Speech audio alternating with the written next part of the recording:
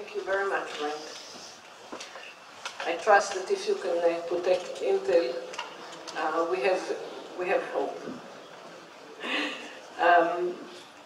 Our next speaker, Asaf Ashkenazi, serves as Director of Product Management for Qualcomm Technologies, Incorporated.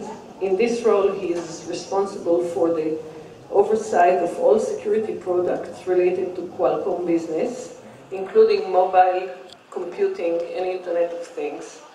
Ashkenazi also serves as a board member of the FIDO Alliance.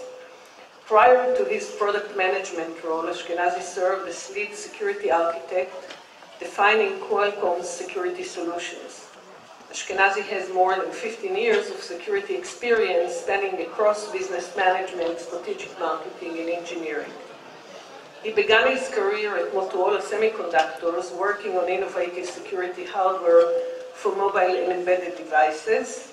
He also served as chief security architect at Freescale Semiconductor. Asaf, please.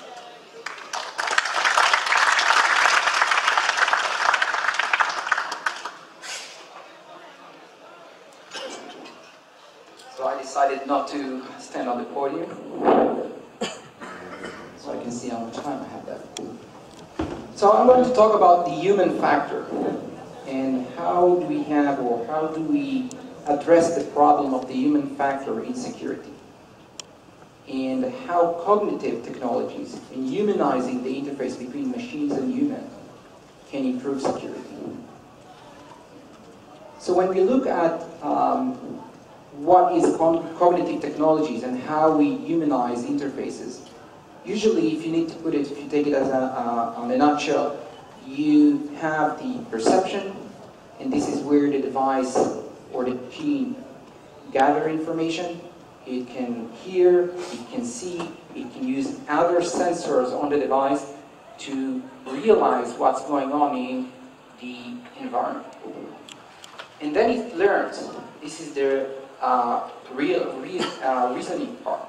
It learns and it anticipates what the user will do. And then last, it takes action, and it acts upon the information and the processing that it got. So let's look at how an IT manager, when he comes home, play with his kid. So his son wants to play ball with him, but how can he know that this is his son? So he's asked, of course, hey, son, I cannot be sure that it's you. I want to have your password. What is your password? And the poor kid says, hey, Dad, I forgot my password. I don't know what it is. And of course, well, no problem. You can go to your mother. You tell her, when is the last time that we had ice cream together? And she will reset your password. Well, of course, this is not how it is being done. But this is how we are communicating with machines. And it's not intuitive at all. So how is the human brain authenticates people? If you think about it, it's quite amazing. We know very seamlessly and automatically to authenticate people that we met in the past, and we do it very, very good, and we do it immediately. How do we do that? We observe, we look, and we recognize their face. And we know very well to distinguish between a video or a photo and the real person. It's not all. We hear. The human brain can hear and recognize voice very, very well. Even on the phone, when you talk to somebody, you can pretty good recognize who you're talking to. And then we also look at the context, the contextual recognition. If, for example, I'm on a business trip to China, and in my customer's meeting room, I see my son, there is probably something wrong. So we know where we will see different people and what situation we'll see different people. And it's working very well for millions of years. So why changing it? And this is part of how the future of authentication will look like. It will use biometric information from the device that you are holding or using. It starts with a fingerprint, but not the fingerprint that you recognize or know today that you have to swipe your finger. No. This is history. The future will have the sensor embedded in the device, so when you hold it, it will automatically get your fingerprint. It will also use voice identification when available. When you're talking, the microphone will listen and will know that it is you. And then the camera can take a snapshot of your face or your iris to authenticate you. And if you have a smartwatch, it can also capture your heartbeat that can be used as a biometric information. So all of this biometric information will be gathered together into a processing machine. But not just the biometric, also the behavioral. Your typical activities and where you do stuff, the machine will learn and will get to know you. So it will have the contextual information. The way that you hold your device. In most of the phones that you have today, you have accelerometers. You can measure how I hold the device, how I move. So the device can know me by just picking up the device, just by walking, because every one of us is walking in a different way. And then I can use other devices, your smartwatch and other devices that we have, tied together, take together, can increase the reliability of authentication. And as Orna mentioned, when you get to your car, you will not have to pull your mobile phone and start authenticating yourself. The mobile phone will know from your pocket, or if it is in your bag, it will know that it's you. And it will open the car, or open the house, your house, when you get home, or when you're launching an application, will already know that it's you, so you don't have to use any passwords or swipe your finger. So this is an example how humanizing, how using cognitive technologies can resolve some of the problems that we have, which is authentication, which is a big one. But there are other ways where we can use these technologies.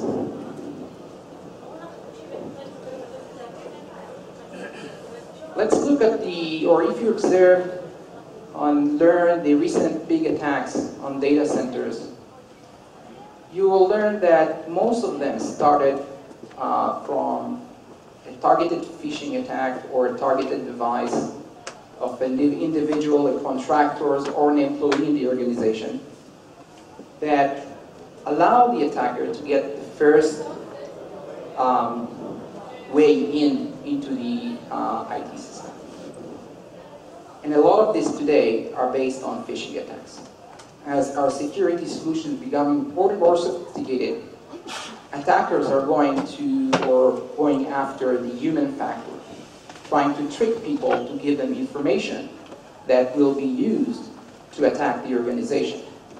It can be used also to get password and other information that allows them to, for example, drain your bank account or do other fraudulent activities. How do they do that?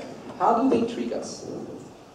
So first, they need to get information about you to make it very reliable. And the good way to do that is using your mobile phone. Applications. We all know these applications that are free and are wonderful. And except for the free lunch that you got here, usually in life you don't have free meals. You download the application, it's free, it's great. The question is what this application is doing. And it doesn't have to be defined as malicious, because a lot of these applications are upfront. They are saying, hey, if you download me, I want to have access to your calendar, I want to have access to your photos, to your emails, and to your location. And guess what? Most people don't even read this permission. They just press accept and install the application. And this is where the attacker starts the attack in gathering information about you. It reads your email, the calendar, he understands what's your role in the organization, who are the people you're interacting with, and what are the projects that you're working on. And he's using it to his advantage to launch the targeted attack. So in this example, the attacker learned about who is the executive manager in the organization of this employee. And he knows that he's working with Jennifer Lee. So he puts it and is doing name dropping. Hey, I just bumped into your teammate to make it reliable. And then he's putting more sense of urgency.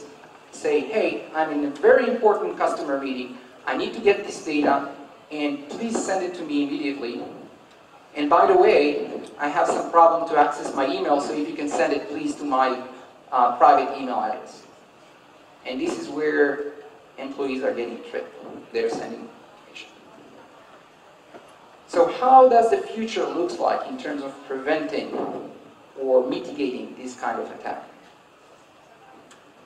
The solution is teach your device or the machine to think like a human. But not just the human, think like the user itself. So the machine can learn and look at what is the typical behavior of the user. What application is downloading, what time is he using this application, in what context, when he likes to share photos or other things. And then instead of trying to look for malicious application running on the device, based on pre-knowledge of that this application has, the machine just observes what happens on the device. So for example, I downloaded an application, and suddenly in the background it decides to share with contacts. Well, if the machine is smart enough, it knows that, well, touch screen is off, and the device is not moving, so probably nobody holds it, so the user is not using the device, then why this application needs to send the contact? And it understands from the situation that something is wrong, and it will block the access of this application to these resources, which means that in our case, we download the application, this application in the background wants to see different information, it will block it and will not allow it to send information, without knowing whether the application is good or not looking at it. The same thing, your machine can learn how you behave, and when it is not you, it can know the device was stolen, and it will shut it off or kill it. So there are many examples of how we can use this technology of machine learning and cognitive technologies to learn or teach our machine to behave like human and to get benefits for security. Until now, this technology were mostly used for other purposes.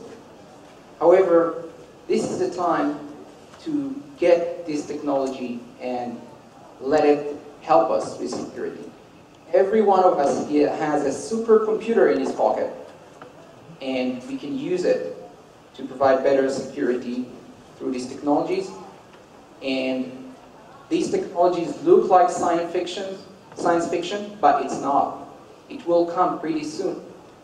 The team at Qualcomm, especially the team here in Haifa, are working on this kind of exciting technologies that will improve the security, but also make it easier for us as users to use security. Thank you very much.